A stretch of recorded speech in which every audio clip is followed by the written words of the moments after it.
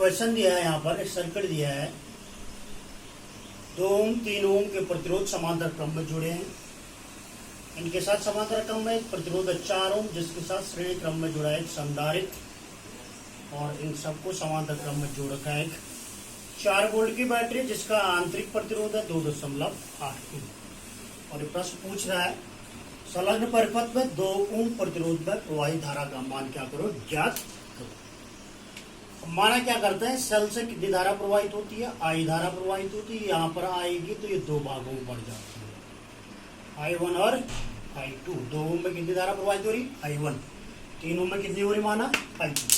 तो हमने I1 का मान ज्ञात करना है, इसका मान ज्ञात करना है I1।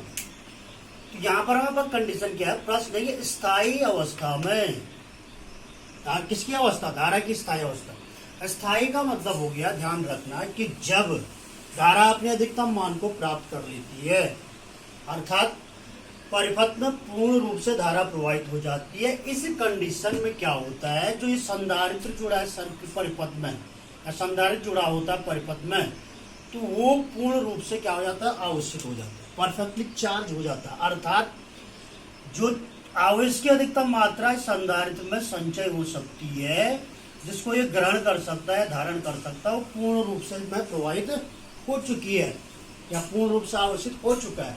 इसलिए इसमें कोई धारा प्रवाहित या कोई भी आवेश प्रवाहित नहीं हो सकता। जब आवेश प्रवाहित नहीं होगा तो इसमें धारा प्रवाहित नहीं होगी। तो तब जब धारा इस सी में धारा प्रवाहित नहीं होगी, तो तब इस 4 ओम प्रतिरोध का कोई प्रभाव नहीं होगा। इसलिए मैंने लिखा है कि स्थायी अवस्था में संधारित्र पूर्ण रूप से क्या हो जाता है, आवेशित होता है।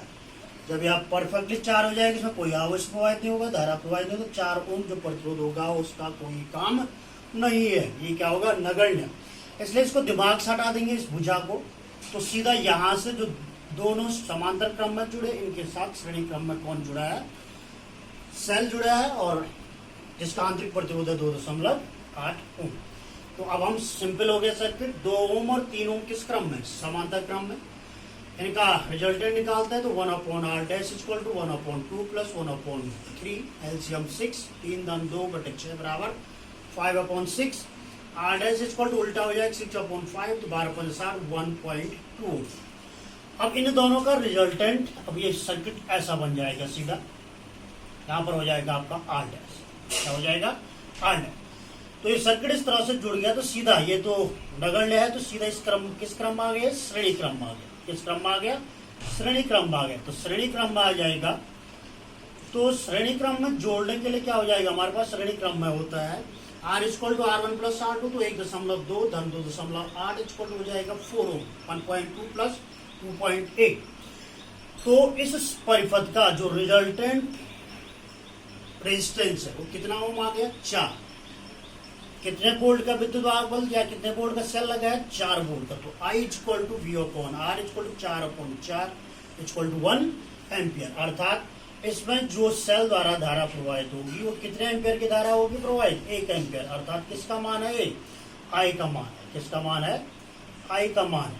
ठीक है, अब हमने निकालना है 2 ओम के सिरों पर, सिरों या 2 ओम में प्रवाहित धारा।